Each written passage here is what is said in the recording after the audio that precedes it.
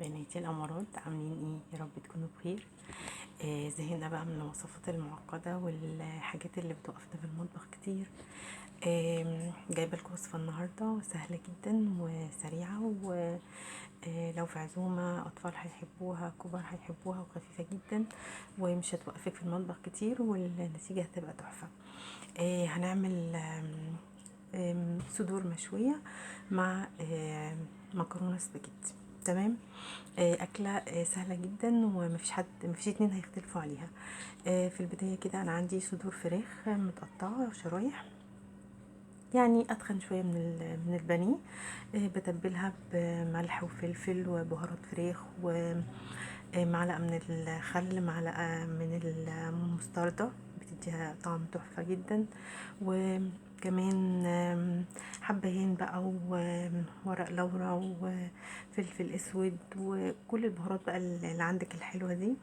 وجنزبيل طبعا، مش عايزة انسى حاجة. ولو طبعا بتحبي الاكل يكون فيه سبايسي شويه، ممكن تحطي ربع معلقه من الشطه. وببيتهم طبعا في التلاجة، هيكون احسن، هيديني طبعا طعم اجمل. يعني او تقعد في التلاجة مثلا ساعتين في التتبيله. تمام كده. التسويه بتاعتي مفيش اسهل من كده. جريل على النار، يكون سخن جدا، وبدهنه بدهنه بسيطه جدا من الزيت، بفرشه كده. تمام. لازم الجريل يكون سخن جدا علشان الفراخ بتاعتي او صدور الفراخ تاخد الصدمه بتاعتها، وما تنزلش الميه اللي فيها، وما تنشفش معايا، وتديني الطعم الحلو اللي انا هوصله في الاخر. تمام كده. يبقى هنا عندي جريل سخن جدا ودهنة زيت، وهنزل بقطع الصدور بتاعتي، صدور الفراخ بتاعتي، على نار طبعا عالية في الأول، وبعد كده ههدي النار شوية علشان الفراخ تستوي معايا.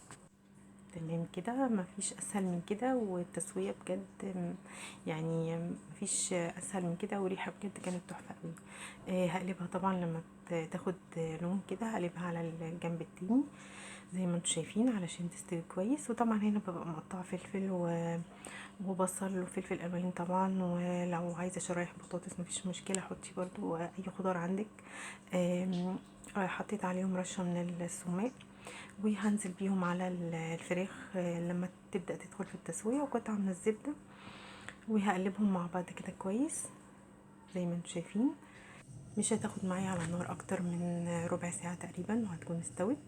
الخطوة اللي جاية دي بقى عايزة تستغني عنها براحتك، بس انا سخنت فحمة كويس وحطيتها في الجريل، وحطيت عليها ربع معلقة من الزيت، وقفلت الجريل عليها علشان اخد طعم الشوي كأني شويها بره بالظبط يعني. ولو عايزة تستغني عن الخطوة دي مفيش مشكلة. عملت بقى معاها مكرونه سباجيتي. سلقت المكرونه 10 دقايق في ميه سخنه بربع معلقه من الملح. تمام كده، 10 دقايق، بعدين صفيتها من الميه بتاعتها. زي ما انتم شايفين مفيش اسهل من كده.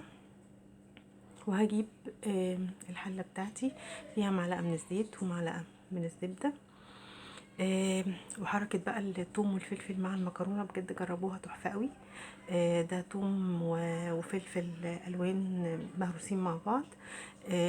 بشوحهم كده على النار، وبنزل عليهم بالطماطم اللي انا ضرباها في الخلاط او الصلصه اللي عندك، ومعلقه من الصلصه. الطماطم عندي ما كانتش حمرا قوي، فحطيت لهم معلقه من الصلصه، وحطيت ربع معلقه من الفلفل الاسود، ومعلقه من الملح، لحد ما الصلصه بتاعتي اتسبكت على النار. ونزلت بالمكرونه بتاعتي، ويا ريت تنزلوا يعني المكرونه تنزلي بيها على الصلصه يعني قبل الاكل بدقيقتين، او يعني 5 دقايق مش اكتر يعني. وحمرت معاها بطاطس، وكانت بجد اكله تحفه قوي.